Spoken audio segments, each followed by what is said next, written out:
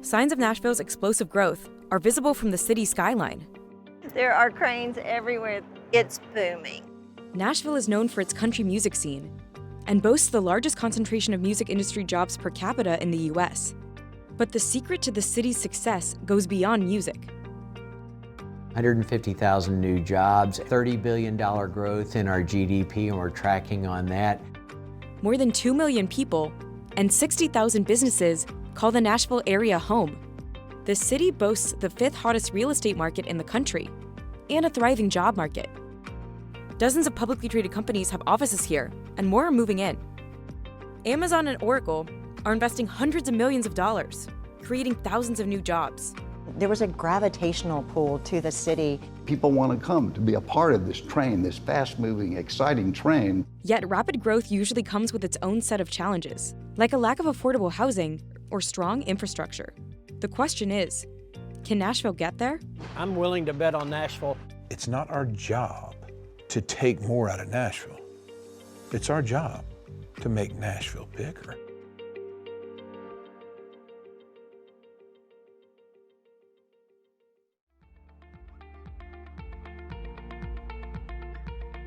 Take a walk through downtown Nashville, and you'll quickly learn how it got the nickname Music City. It's widely known as the country music capital of the world, and the music industry there is valued at over $10 billion. It even helped jumpstart 2 of the industry's highest-grossing superstars.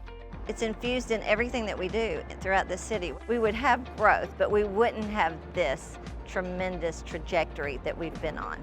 20 years ago, Ivy and other business leaders helped officially brand Nashville as Music City.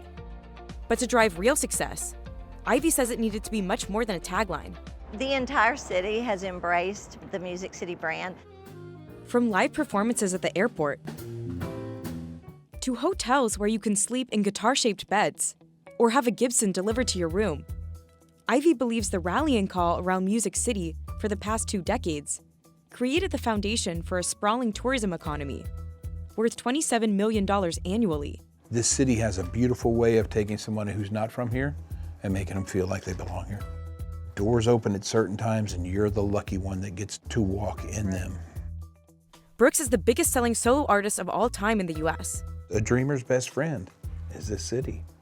It's proven it to me 1,000 times. So anything that Garth Brooks does that brings one more penny to this city than it would have without Garth Brooks is still going to never even get close to what the city has given me. The city boasts the largest vinyl pressing business in North America. It's part of a nearly $11 million investment into vinyl. The $2 billion industry is projected to top $4 billion by 2030. Swift pressed her entire catalog here. Nashville's Music Foundation helped bring in other entertainment. Less than 30 years ago, this building, the Bridgestone Arena, didn't even exist, and the city didn't have any professional sports teams. Today, Nashville is transformed with the $155 million stadium in the heart of downtown, a new $2.1 billion domed football stadium on the way, and 3 major league franchises. 2 former governors helped drive this sports boom: Phil Bredesen, who brought football and hockey, and Bill Haslam, who bought NHL team the Nashville Predators for a reported $880 million. And in 2025, he put in a bid to bring a WNBA expansion team to the city as well. For cities to grow and thrive, I think you need thriving downtowns, and Phil gets a lot of the credit. This arena was built when a lot of people said, well, nothing's happening downtown, why would you do that? And he stuck out his neck and got this arena built as mayor. Well, I'm bullish on sports in this city. I can't see the future of sports being anything except positive around here.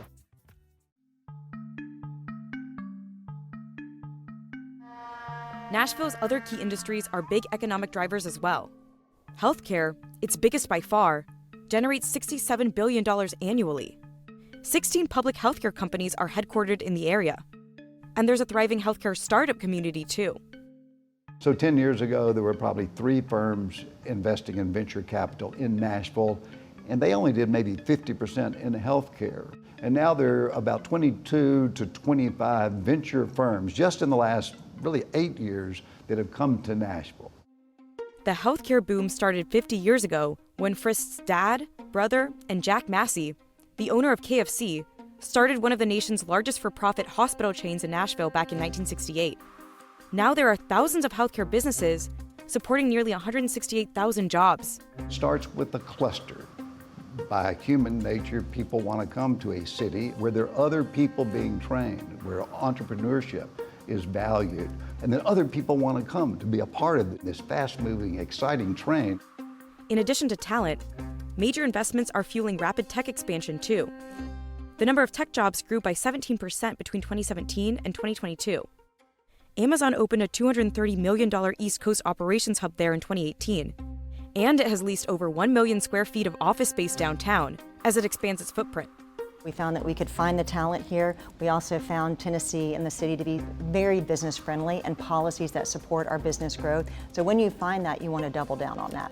Software company Oracle is also expanding there, developing a massive $1.4 billion campus for its global headquarters.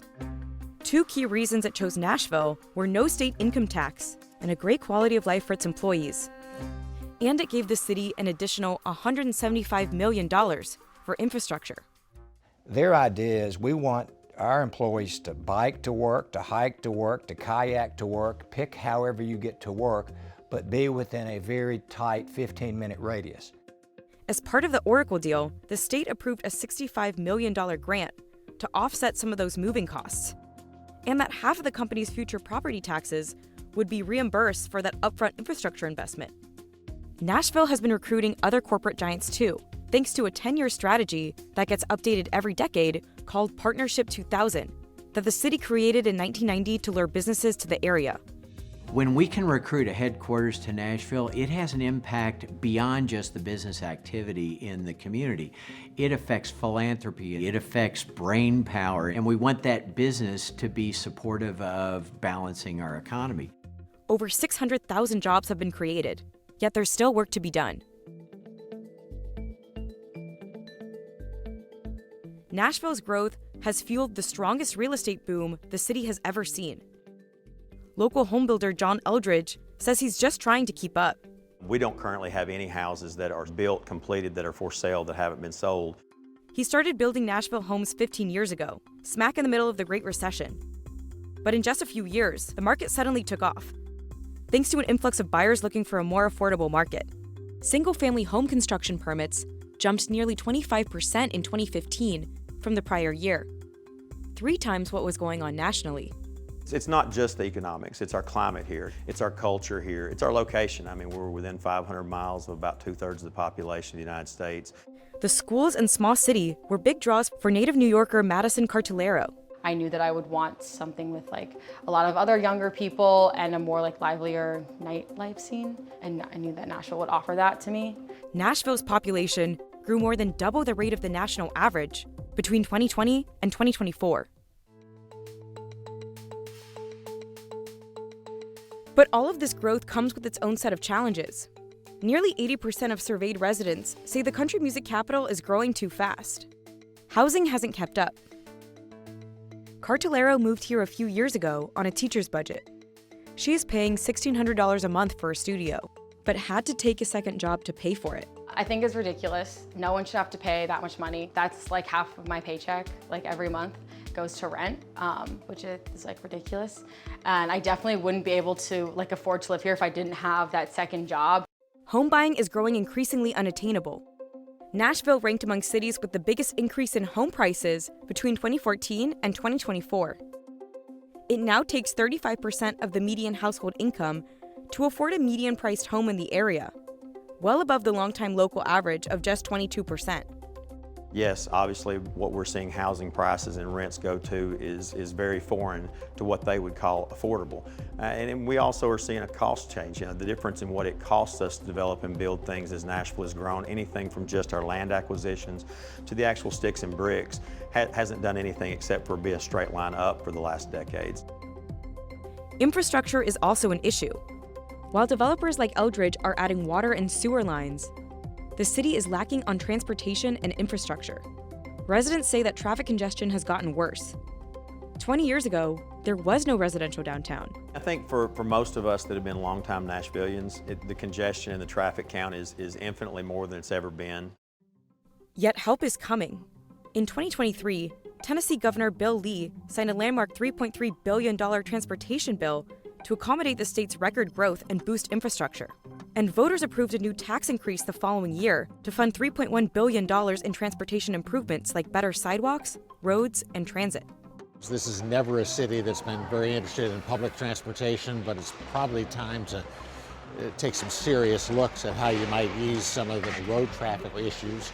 These are the right kinds of problems to have. I mean, they're a lot more soluble than if the city is flat on its back and no one wants to live here. There's also the dynamic of operating businesses in a blue city in a red state. Tensions could put business development and retaining employment at risk due to conservative reforms like abortion bans and numerous anti-LGBTQ bills. But Haslam says the political divide can also be an asset. First of all, we're not unique. You got Austin, Salt Lake City. There's a lot of places that are, red states with blue capitals. I actually think there's some advantage to it in this way. There is some conflict. There is here, there is in Austin, in all those places. But if you think about it, there's actually a recipe there that works for the business. It says, I can have what my employees like and want, a big, diverse environment with a lot of entertainment, but I also get what we want, low taxes, friendly business environment.